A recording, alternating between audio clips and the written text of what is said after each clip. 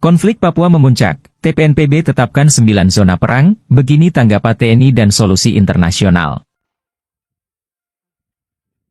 Konflik yang sudah berlangsung lama di tanah Papua kembali memasuki babak yang lebih keras, dengan pengumuman terbaru yang dikeluarkan oleh Tentara Pembebasan Nasional Papua Barat, Organisasi Papua Merdeka, TPNPB-OPM. Pada Jumat, 4 April 2025, juru bicara TPNPB, Sebbi Sambom, secara resmi mengumumkan bahwa mereka telah menetapkan 9 wilayah di Papua sebagai zona perang. Langkah ini semakin memperburuk ketegangan yang telah lama melanda wilayah tersebut, dengan harapan pihak TPNPB bisa memperjuangkan kemerdekaan Papua dari apa yang mereka anggap sebagai penjajahan Indonesia. 9 wilayah zona perang TPNPB. 9 wilayah yang telah ditetapkan sebagai zona perang oleh TPNPB meliputi daerah-daerah yang telah lama menjadi titik konflik antara pasukan TNI dan kelompok separatis Papua. Wilayah-wilayah tersebut adalah Kabupaten Yahukimo, Pegunungan Bintang, Duga, Puncak Jaya, Intan Jaya, Maibrat, Dogiai, Paniai, dan Deyai. Wilayah-wilayah ini, yang terletak di seluruh penjuru Papua, telah menjadi lokasi banyak pertempuran yang terjadi antara TPNPB dan pasukan militer Indonesia. Sebbi Sambom, dalam keterangannya, menegaskan bahwa pengumuman ini dibuat sebagai langkah untuk memperkuat perjuangan mereka untuk kemerdekaan Papua. Kami sudah peringatkan agar orang Indonesia tidak masuk ke wilayah tersebut, kata Sebbi dalam pernyataan tertulisnya. TPNPB dengan tegas menyatakan bahwa wilayah-wilayah yang telah ditetapkan sebagai zona perang tidak lagi aman bagi warga Indonesia, baik aparat militer maupun sipil, dan oleh karena itu, mereka mendesak pemerintah Indonesia untuk segera mengevakuasi warga Indonesia dari 9 wilayah tersebut. Kesiapan TPNPB untuk berperang secara terbuka. Sebbi Sambom lebih lanjut menjelaskan bahwa TPNPB siap untuk bertempur secara terbuka dengan pasukan TNI Polri yang berada di wilayah-wilayah yang telah diumumkan sebagai zona perang. TPNPB yang dipimpin oleh para komandan militernya, termasuk Mayor Jenderal Lekagak Telenggen, berkomitmen untuk mempertahankan wilayah Papua dari pendudukan Indonesia dengan segala cara, termasuk kekerasan. Kami mendesak Indonesia untuk segera mengevakuasi warganya dari wilayah perang. Ini adalah urusan kombatan dengan kombatan, tegas Sebbi. Artinya, TPNPB menegaskan bahwa mereka hanya akan bertarung dengan pasukan militer, bukan dengan warga sipil, meskipun tak jarang warga sipil juga terjebak dalam pertempuran yang terjadi. Sebbi juga menyebutkan bahwa pasukannya tidak akan berhenti berperang. Sebagai langkah pencegahan terhadap jatuhnya korban jiwa di kalangan warga sipil, ia menghimbau agar semua aktivitas sipil di wilayah-wilayah tersebut dihentikan sementara waktu. Saran untuk warga sipil dan dampaknya pada kehidupan sehari-hari. Imbauan dari TPNPB ini, meskipun bertujuan untuk menghindari korban sipil, memberikan dampak yang signifikan terhadap kehidupan masyarakat di wilayah-wilayah tersebut. Dengan pertempuran yang diperkirakan akan semakin meluas, banyak warga yang terpaksa harus meninggalkan rumah mereka, atau bersembunyi untuk menghindari terjebak dalam kekerasan. Kondisi ini memperburuk situasi kemanusiaan di Papua, yang sudah lama berada dalam ketidakpastian. Selain itu, penerapan zona perang ini dapat menghambat aktivitas ekonomi dan sosial yang biasa dijalankan oleh masyarakat setempat. Sektor-sektor vital, seperti pendidikan, kesehatan, dan perdagangan, mungkin akan terganggu, yang pada gilirannya akan menambah penderitaan bagi masyarakat Papua yang telah lama terisolasi dari perkembangan luar. Namun, respons dari pihak Tentara Nasional Indonesia, TNI, mengenai klaim TPNPB ini, sangat jelas.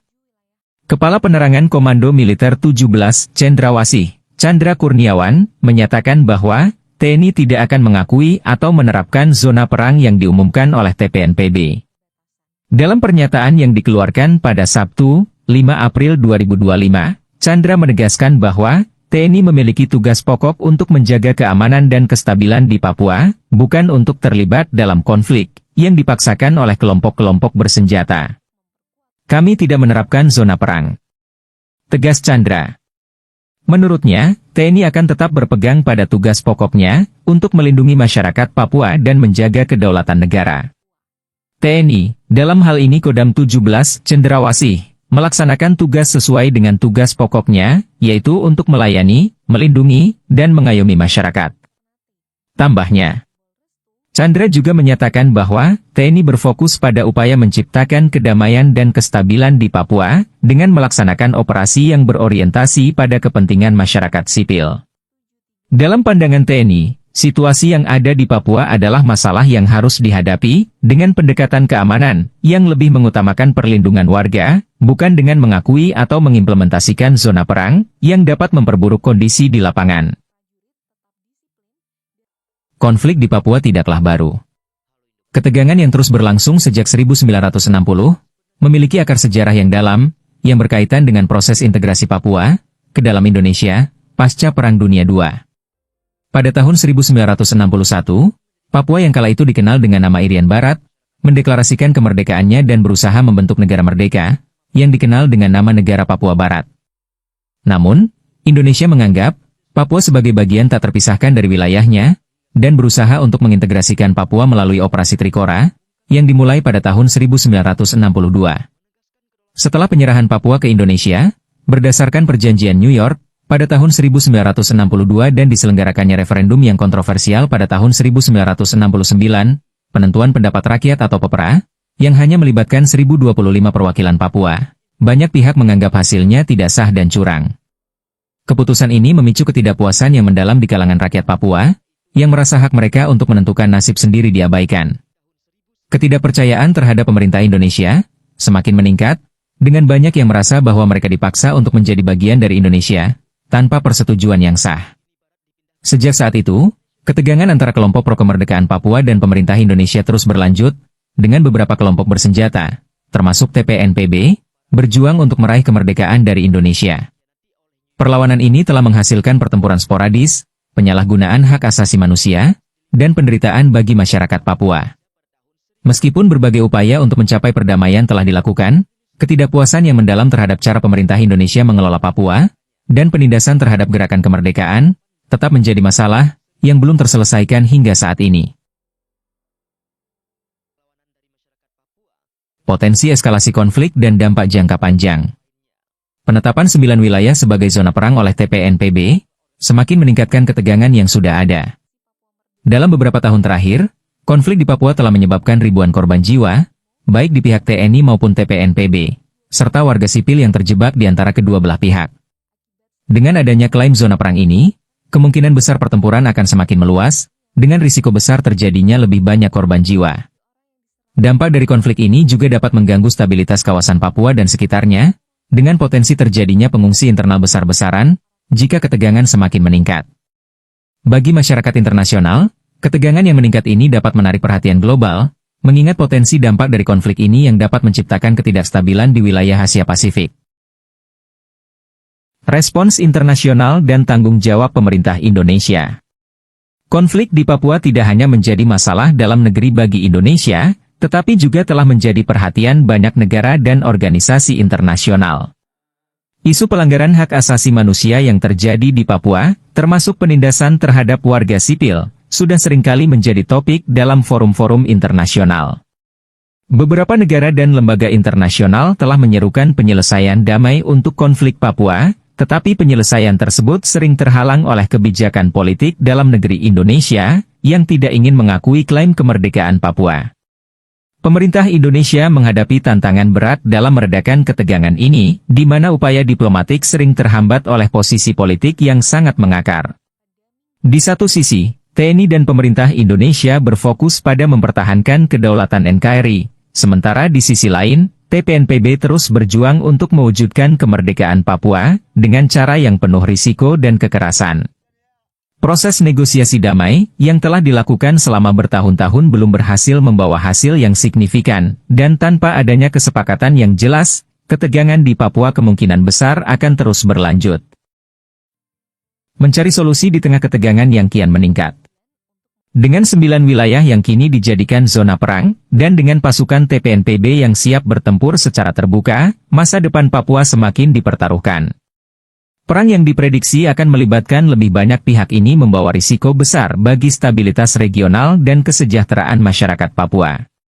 Masyarakat sipil, yang sudah lama menderita akibat konflik ini, kini harus menghadapi situasi yang semakin tidak menentu. Bagi pemerintah Indonesia, tantangan yang dihadapi sangat besar, mempertahankan kedaulatan negara sambil memastikan perlindungan terhadap warga sipil di Papua. Namun, di sisi lain, TPNPB terus berusaha untuk memperjuangkan kemerdekaan Papua dengan cara yang penuh risiko dan kekerasan. Tanpa penyelesaian damai, yang jelas dan adil, konflik ini bisa terus berlanjut dan menambah penderitaan rakyat Papua yang sudah lama terpinggirkan.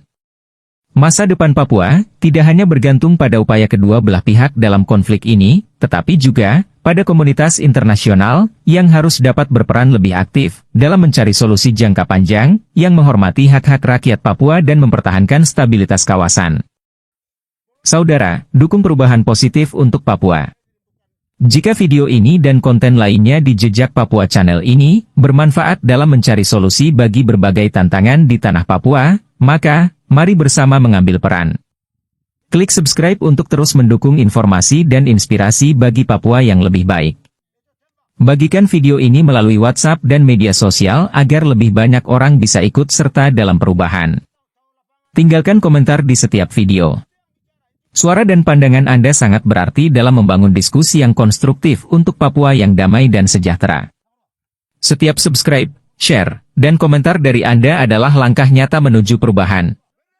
Mari bersama, wujudkan Papua yang penuh kedamaian dan kesejahteraan secara permanen. Amin. Salam damai.